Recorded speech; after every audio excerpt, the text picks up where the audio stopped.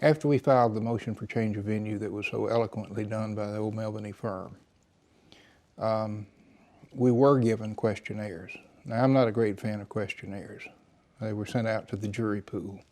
And I think questionnaires get put off to the last minute and then filled out late at night back at the kitchen table and mailed back in. I don't think a lot of thought goes into a questionnaire. At that time, the jury pool that we were selecting from did not know it was the Enron case we were talking about completely, but there were so many hints in the questionnaire, I'm sure they put two and two together. As a matter of fact, I'll say I know they did. The answers were awful. They were the hottest answers I've ever seen on questionnaires. Snake, scum, greedy, and words that I can't repeat that were just really remarkable.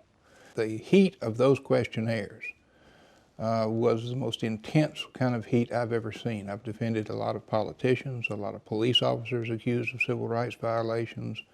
I've defended all sorts of many highly sensational murder cases. I have never seen anything that came anywhere close to the kind of vitriolic answers that we were getting in those questionnaires. But here's the sinker in the thing.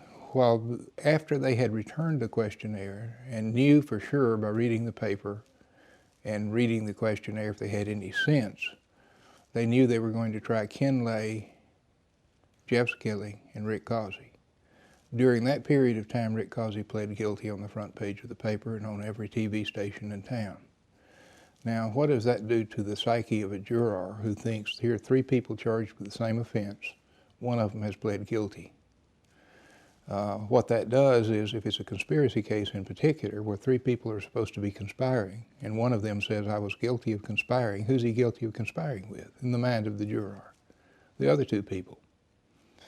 So it came time then, after the motion to change venue had been overruled and we were not permitted to try it in another city other than Houston, came time for jury selection, and we begged then, I begged in particular, to be given a privilege which I'd been given many times in that federal building, and that is individual selection of the juror. Bring them one at a time into the jury room, ask questions, drill down into what their preconceived notions might be, their feelings are, their connections to the case might be, in an individual way.